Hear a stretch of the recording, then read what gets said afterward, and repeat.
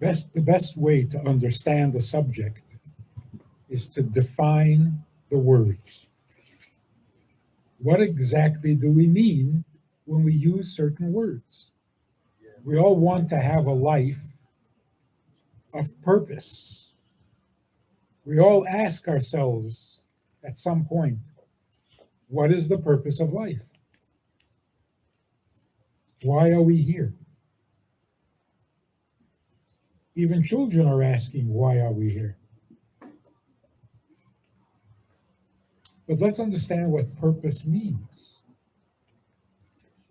If I buy a machine, I buy it because I have a purpose. If I invent a machine, because I have a purpose. I don't just sit and put together objects and then wonder what it's going to be. I know what I want, so I build it in the best, most functional way. So a purpose means before you do something, what is your objective? What is your reason? What do you want from this thing that you're making? Right?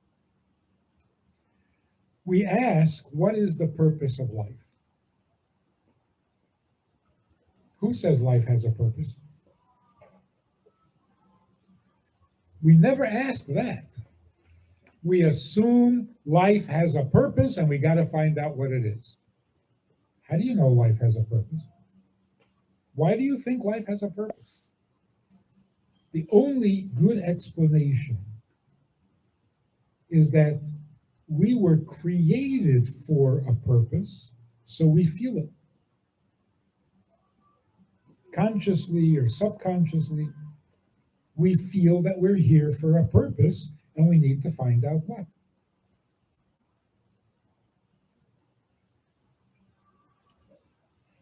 You can't make up a purpose. You can't, in the middle of your life, decide, my purpose is to become a doctor. Who says that's your purpose? That's your plan, that's your profession, that's your passion. Who says it's your purpose? The purpose has to exist before you do. Otherwise, you don't exist for a purpose. So when I say, what is the purpose of my life? I'm actually asking, why did God create me? It's the same question. Which also means, if God didn't create you, then there is no purpose. Anyone who asks, what is the purpose of life, believes that they were created for a purpose. And not knowing what it is frustrating.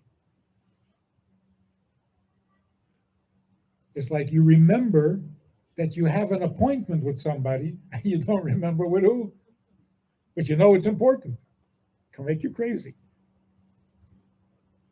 So we all have a feeling that we were created for a purpose, but we can't figure out what it is. That's painful. Especially today, more than ever before. In the olden days, the big philosophers, the famous philosophers, asked, what is the purpose of life? Oh, because they were philosophers. Today, everybody is asking it, even children. I have a 7-year-old grandson. 7 years old. And he came home from school and he said, are we living for a reason or it's all just a big joke? And he's not depressed. He's just too smart.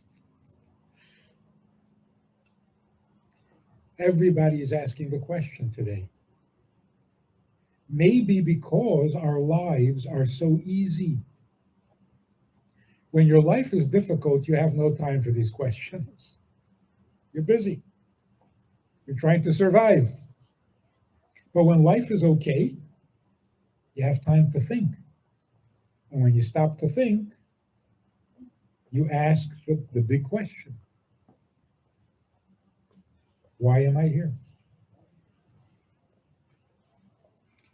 There's another thing that is a little surprising for our generation, and that is that we, as the entire human race, we are a very lonely generation. We feel alone. It's surprising because we're so public, we're so social. We travel, we meet people from all over the world. You go online, everybody likes you online. Why are we so lonely? And here I have the same question. If everybody is lonely and it hurts, it means that it's unnatural to be lonely. Because if it was natural, it wouldn't hurt.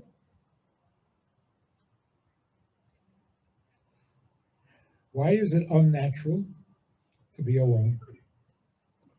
How did that happen? So let me give you the answer and then we'll try to understand it. The Torah says God created on the first day, he created light. And on the second day, he created a heaven. And on the third day, he created trees. And on the fourth day, the sun and the moon, and so on. Then on the sixth day, he created the first human being. And then God said, to whom? Who was he talking to? I don't know. God said, it is not good to be alone. So I will create Adam a wife.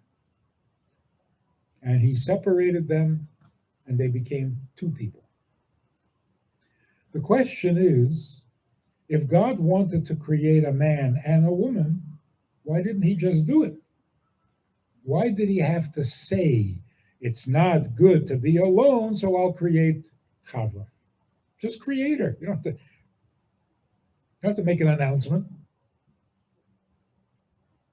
Why did God say it is no good to be alone? On the fourth day, God created the sun and the moon. God didn't say, after creating the sun, it's not good with just the sun, I'll also create the moon. No, he just created the moon. But when he creates Adam, he made a statement. It's not good to be alone, so I'll create Chava. Why did he have to say it? So there are two answers, and it's really one answer. First, God was talking about himself.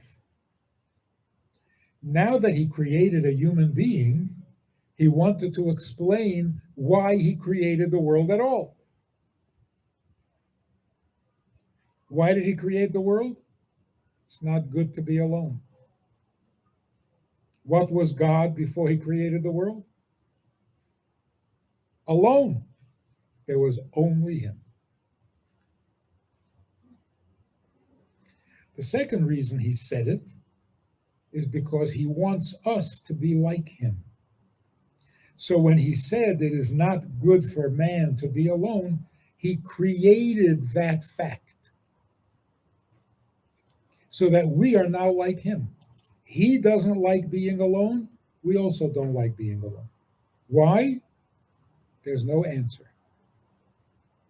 Because we're like him, that's all. Which means not wanting to be alone is being like God. It's not a human instinct. It's a godly instinct. We're created in his image. One of the ways that we are like him is we hate being alone. How much do we hate it? When I feel like I'm alone in the world, I become vulnerable to every illness. My immune system fails and I start to suffer. That's how terrible it is to be alone. What is the solution to being alone? What's the cure? There's only one: marriage. You can't be one with your parents, no matter how much you love them and they love you. You can't be one with your mother or with your father. At best, you're number three, not number one, because they have each other. You can't be one with your children, no matter how much you love them, because you're not equals. The only relationship which you stop being alone is marriage. And you take a look what it says in the Torah. God separated Adam and Chava and immediately said to them, get married and become one. Marriage is the cure to being alone.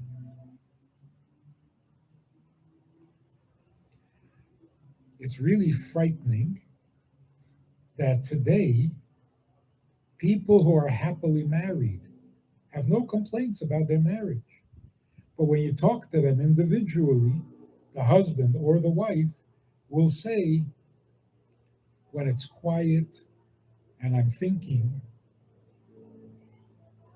I feel alone in the world. That's not supposed to happen. The first thing that changes when you get married is that you're never alone again. If that doesn't happen, something's strange. How can you feel alone when you're married? I mean, you can wish you were alone, but you're never going to be alone because you're married. How can you be married and still feel alone? Because we're not going deep enough. The marriage is good, it functions, it's nice, no complaints, no problem. You're not becoming one, so you feel alone. What is it that gives life purpose and meaning?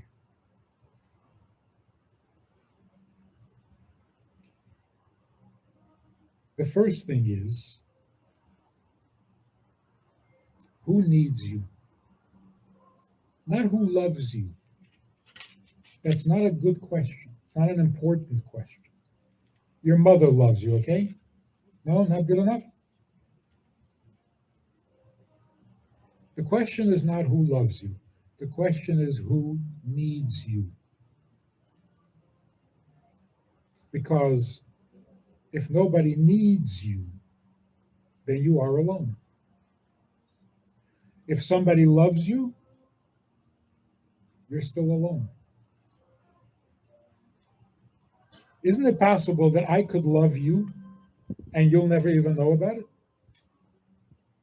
So my love is going to make you feel different?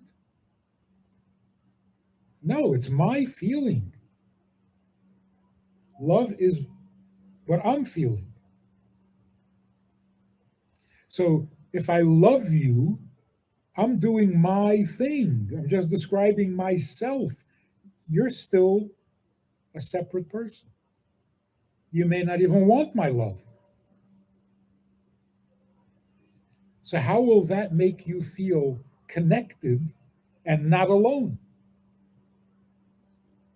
People who are the most popular, who everybody loves, often get depressed. You say, what is wrong with you? Everybody loves you. You're so popular. Yeah, but I'm alone. But when somebody needs you, you're not alone. And the reason for that is because human nature, which we don't hear about, you don't talk about, you don't read about this, human nature is, I need to be needed more than I need to be loved. If you enjoyed this conversation or this topic, and you're looking for more information, or you want to hear it again from another angle, there's a way to do that. And that is in this book. It's all there. Order it from Amazon. You can read it, reread it, and share it. We have a Sunday night program for VIPs that you might be interested in. It's informal. It's questions and answers. It's conversation. It's really relaxed. It's really pleasant, enjoyable, informative, and kind of community-like. It's a Sunday night program. There's a Wednesday morning program for the VIPs, and there's a Wednesday night program. All of it just conversation, casual, laid back, unscripted. So join us. Take a look. Click the link below and see which of the three suits you best, and join us for some enjoyable conversation.